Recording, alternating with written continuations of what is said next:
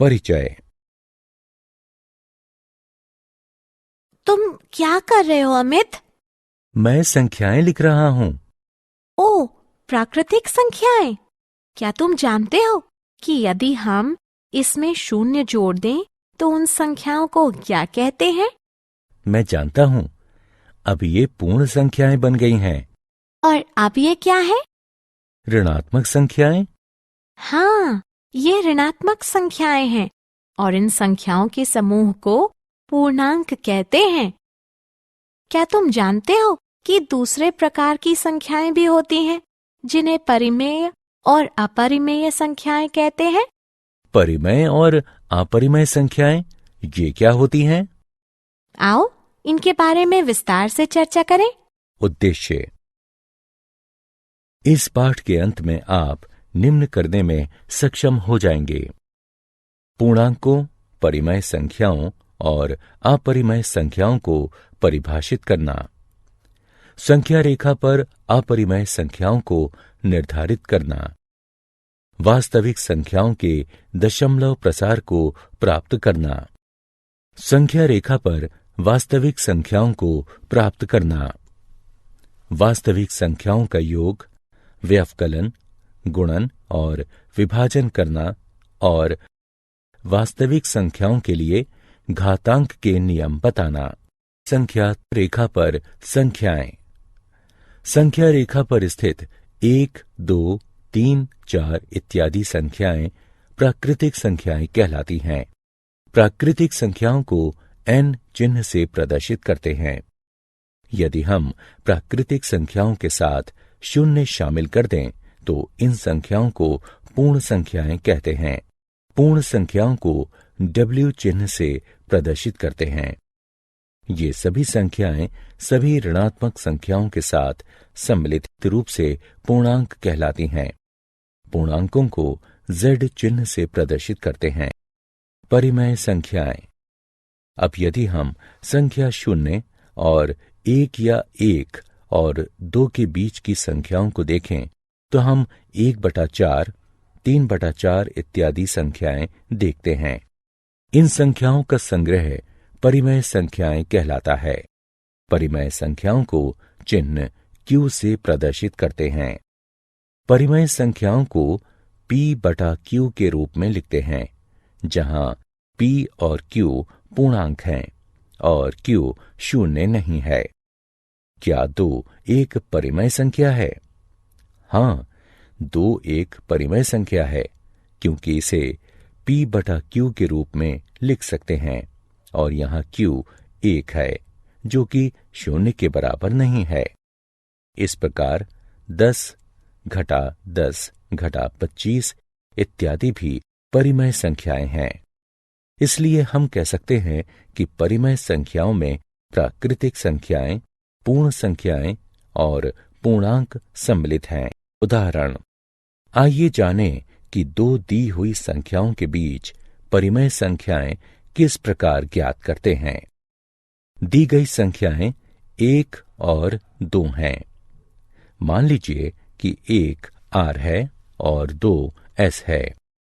R और S के बीच परिमेय संख्याएं ज्ञात करने के लिए हमें इनका योग करना होगा और योगफल को 2 से विभाजित करना होगा। परिणाम स्वरूप हमें 1-2/2 यानी 3/2 प्राप्त होगा। अतः 1 और 2 के बीच की परिमेय संख्या 3/2 होगी। इसी प्रकार 1 और 3/2 के बीच की परिमेय संख्या 5/4 होगी। अपरिमेय संख्याएं। आप ये जरूर सोच रहे होंगे कि क्या ऐसी भी संख्याएं होती हैं जो P/Q के रूप में नहीं होती। हाँ, ऐसी भी संख्याएं हैं जो P/Q के रूप में नहीं लिखी जा सकती। उन संख्याओं को अपरिमेय संख्याएं कहते हैं। उदाहरण स्वरूप वर्गमूल 2, वर्गमूल 3, वर्गमूल 7, 0.10, 110, 1110, 1110, पाई इत्यादि। यदि हम सभी परिमेय संख्याओं और अपरिमेय संख्याओं को एक झोले में एकत्रित करें तो संख्या रेखा पर कोई संख्या नहीं बचेगी और इस संग्रह को हम वास्तविक संख्याएं कहते हैं। अतः एक वास्तविक संख्या या तो परिमेय होती है या अपरिमेय। संख्या रेखा पर अपरिमेय संख्याएं। अब हम संख्या रेखा पर अपरिमेय संख्याओं को निर्धारित करना सीखेंगे। आओ देखें कि वर्गमूल 2 संख्या रेखा पर कहाँ स्थित है। इसके लिए हम पहले एक एकक वर्ग OABC लेंगे जिसकी प्रत्येक भुजा की लंबाई 1 एकक हो। पाइथागोरस प्रमेय का प्रयोग करके OB वर्ग बराबर होगा 1 वर्ग धन 1 वर्ग के, या OB 1 वर्ग जमा 1 वर्ग के वर्गमूल के बराबर होगा जो कि 2 के वर्गमूल के बराबर होगा। संख्या रेखा पर वर्गमूल 2 को निरूपित करने के लिए हम इस बात का ध्यान रखते हुए कि शीर्ष शून्य के साथ संपाती बना रहे, वर्ग को संख्या रेखा पर स्थानांतरित करेंगे। अब प्रकार के प्रयोग से O को केंद्र और OB को त्रिज्या मानकर संख्या रेखा पर एक चाप खींचिए। इस बिंदु को P नाम दीजिए। यह बिंदु P संख्या रेखा पर वर्गमूल 2 के संगत है। संख्या रेखा पर अपरिमेय संख्याएं भाग 2। इसी प्रकार संख्या रेखा पर 3 का वर्गमूल निर्धारित करने के लिए हम OB के लंबवत एकक लंबाई के BD का निर्माण करेंगे। फिर पाइथागोरस प्रमेय के अनुसार OD बराबर 2 वर्ग के वर्गमूल जमा 1 वर्ग के वर्गमूल के बराबर है जो कि 3 के वर्गमूल के बराबर है। अब केंद्र O और त्रिज्या OD के साथ प्रकार के प्रयोग से हम संख्या रेखा को बिंदु Q पर काटता हुआ एक चाप खींचेंगे। बिंदु Q संख्या रेखा पर 3 के वर्गमूल के संगत है। वास्तविक संख्याओं का दशमलव प्रसार। हम वास्तविक संख्याओं के बारे में सीख चुके हैं। अब हम वास्तविक संख्याओं के दशमलव प्रसार के बारे में सीखेंगे। इस प्रसार से हम परिमेय और अपरिमेय संख्याओं के बारे में विभेद कर सकते हैं। आइए पहले परिमेय संख्याओं को लें। हम इन 3 संख्याओं का दशमलव प्रसार ज्ञात करेंगे। यहां हम देख सकते हैं कि 10/3 के दशमलव प्रसार में हमें शेष 1, 1, 1, 1, 1 प्राप्त हुआ। इसी प्रकार 7/8 का दशमलव प्रसार से शेष 6, 4, 0 प्राप्त हुआ और 1/7 का शेष 3, 2, 6, 4, 5, 1 है। वास्तविक संख्याओं का दशमलव प्रसार। द्वितीय, इन सभी उदाहरणों में आपने कुछ ध्यान दिया? ध्यान दीजिए कि शेष या तो एक चरण के बाद 0 हो जाता है या फिर खुद को दोहराता है। आइए इन सभी मामलों को एक एक करके देखें। पहली स्थिति, यदि शेष 0 हो जाता है तो दशमलव प्रसार कुछ निश्चित चरणों के बाद समाप्त हो जाता है। ऐसी संख्याओं का दशमलव प्रसार शांत होता है। दूसरा मामला, यदि शेष कभी भी 0 नहीं होता या स्वयं को दोहराता नहीं है तो ऐसी संख्याओं का दशमलव प्रसार अनवसानी आवर्ती होता है। उदाहरण, आइए एक उदाहरण देखें। 1/3 एक परिमेय संख्या है। 1/3 का दशमलव प्रसार 0.3333 इत्यादि है। जैसा कि हम देख सकते हैं कि 3 की यहां पुनरावृत्ति हो रही है। इसे हम 0.3 बार के रूप में लिखते हैं। आइए एक और उदाहरण लें। 1/7 का दशमलव प्रसार 0.142857 142857 है। यहां 142857 आवर्ती है, अतः हम इसे 0.1428 2, 8, 5, 7 बार के रूप में लिख सकते हैं। अतः यदि एक संख्या परिमेय है तो इसका दशमलव प्रसार या तो शांत होगा या अनवसानी आवर्ती होगा। दूसरे शब्दों में, यदि किसी संख्या को दशमलव प्रसार शांत या अनवसानी आवर्ती है तो वो एक परिमेय संख्या होगी। और हम उन संख्याओं को क्या कहेंगे जिनका दशमलव प्रसार अनवसानी अनावर्ती हो? वे संख्याएं अपरिमेय संख्याएं हैं। उदाहरण स्वरूप वर्गमूल 2, पाई इत्यादि। संख्या रेखा पर वास्तविक संख्याओं का निरूपण। हम जानते हैं कि प्रत्येक वास्तविक संख्या का एक दशमलव प्रसार होता है। वह दशमलव प्रसार संख्या रेखा पर इसे निरूपित करने में हमारी सहायता करता है।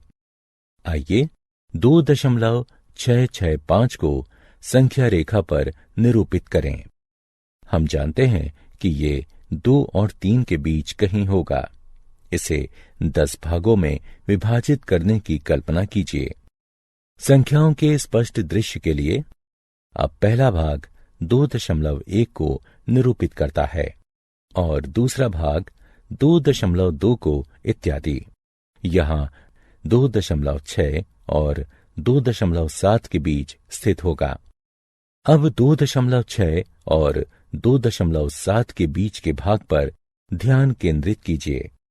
इसे भी फिर से 10 भागों में विभाजित कीजिए।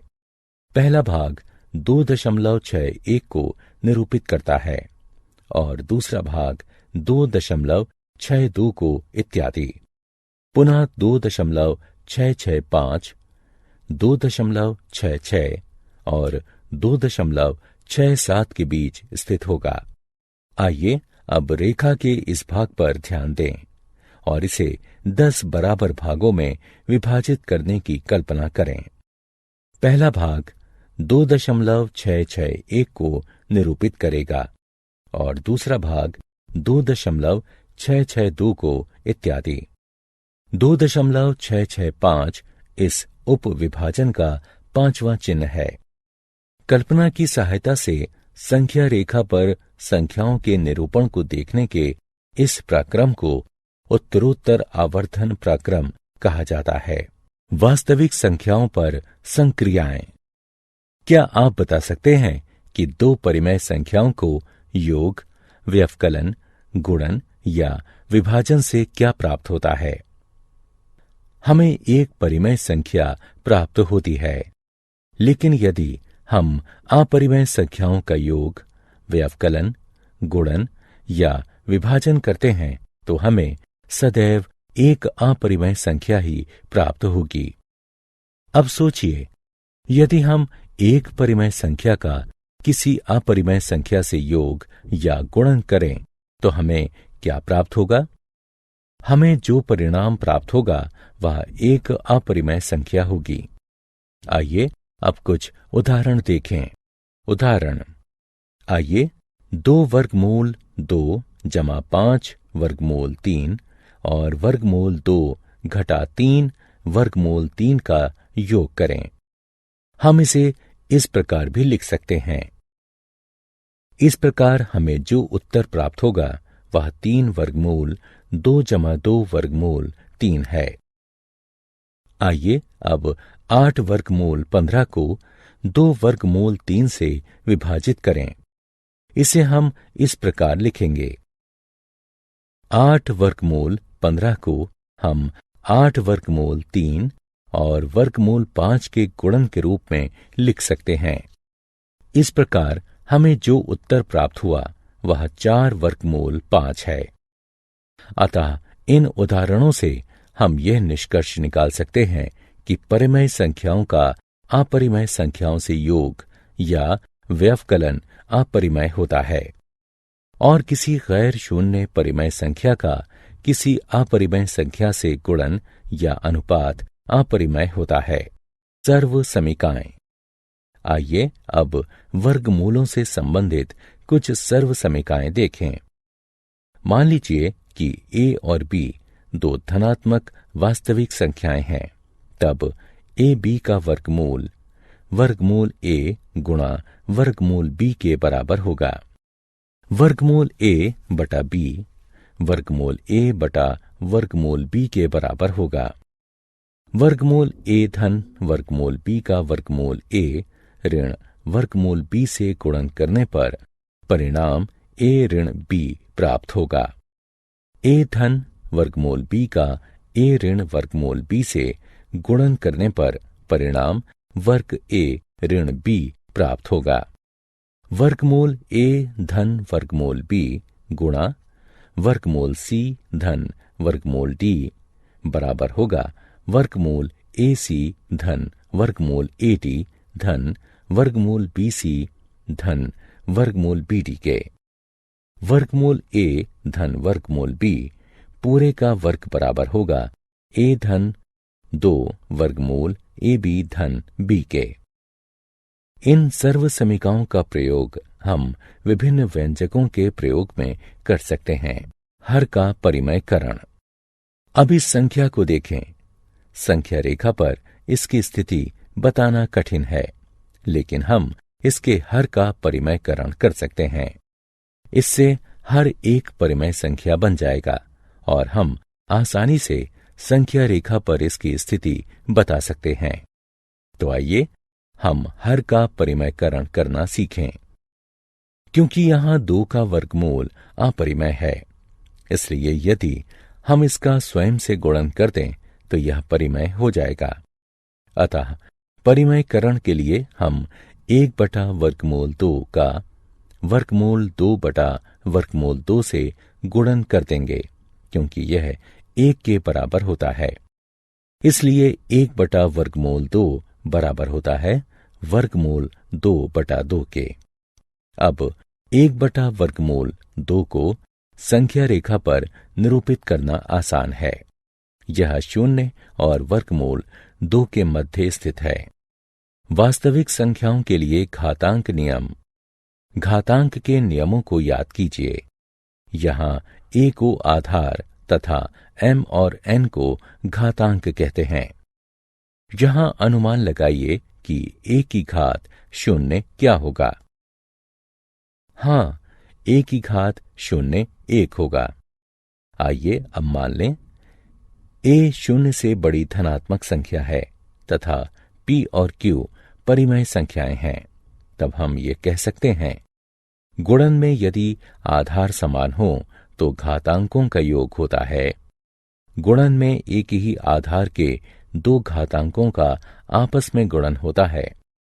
विभाजन में जब आधार समान होता है तो घातांकों का व्यवकलन होता है, और जब घातांक समान हो लेकिन आधार भिन्न हो और उनका गुणन हो रहा हो तो हम घातांक को उभयनिष्ठ के रूप में ले लेते हैं।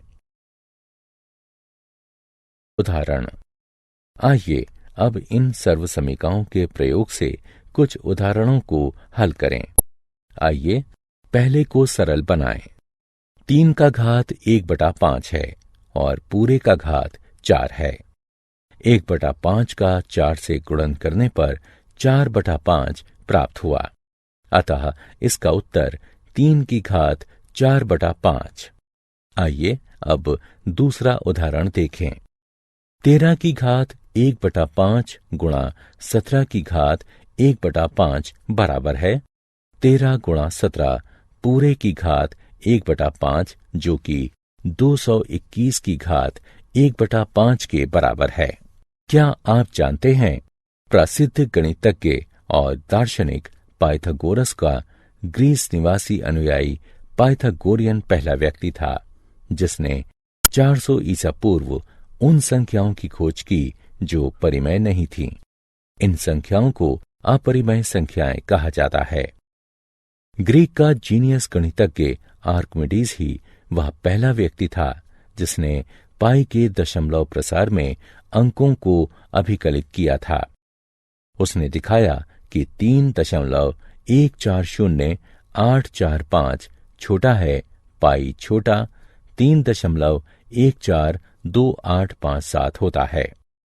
महान भारतीय गणितज्ञ और खगोलविद आर्यभट्ट 476 से 550 ईस्वी ने इसका दशमलव के 4 स्थानों तक पाई का शुद्ध मान 3.1416 ज्ञात किया था।